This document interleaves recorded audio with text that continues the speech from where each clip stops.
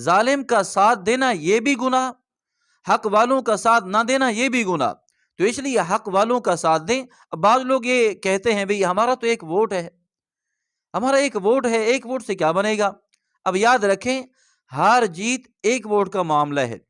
ایک ووٹ سے بندہ جیت بھی جاتا ہے اور ایک ووٹ سے بندہ ہار بھی جاتا ہے۔ اب یہ سب سے بڑا اعتراض یہ بھی کیا جاتا ہے کہ دیکھیں سارے جو امیدوار ہیں وہ سارے نااہل ہیں۔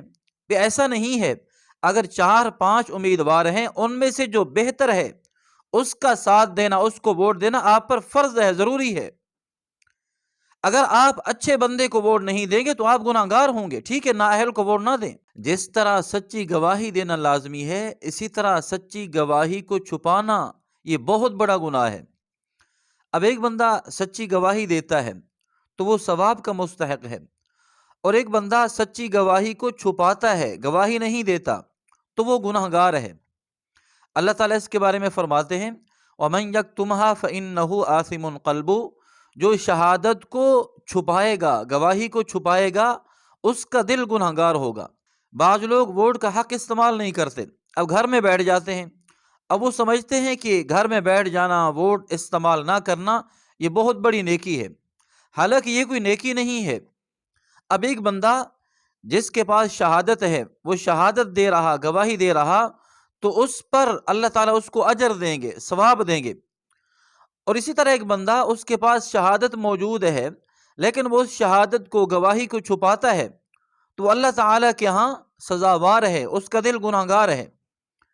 تو اس لیے حضور پاک صلی اللہ علیہ وسلم نے فرمایا میں تمہیں سب سے بہتر گواہ نہ بتاؤں؟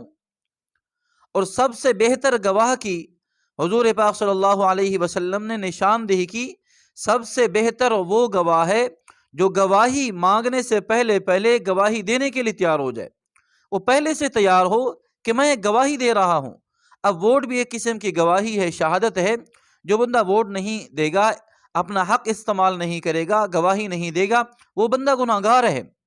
تو اس لیے آج ہم سب اس بات کو ذہن میں بٹھا لیں کہ 8 فروری ہمارا الیکشن ہے، تو اس میں ہر بندہ اپنا یہ حق استعمال کرے، اپنا حق استعمال کرے۔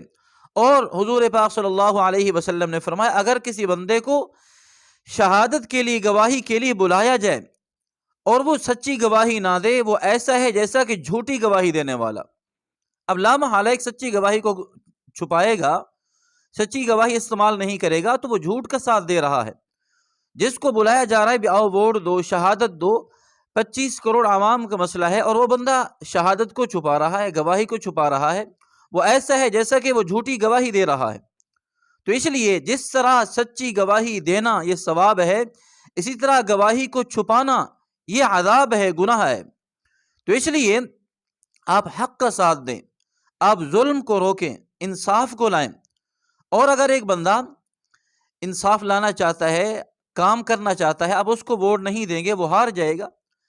اگر وہ ہار جائے گا تو ظالم آگے بڑھے گا، ظالم آگے جا کر ظلم کرے گا، نا انصافی کرے گا۔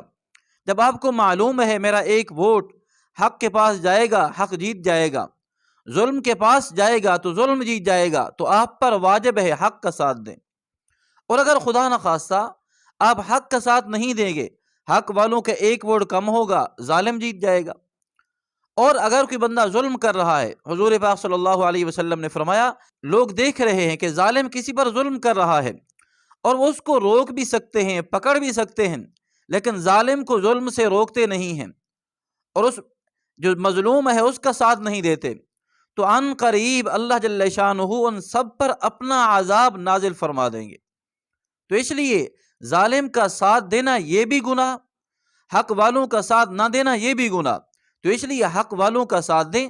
بعض لوگ یہ کہتے ہیں بھئی ہمارا تو ایک ووٹ ہے، ہمارا ایک ووٹ ہے، ایک ووٹ سے کیا بنے گا؟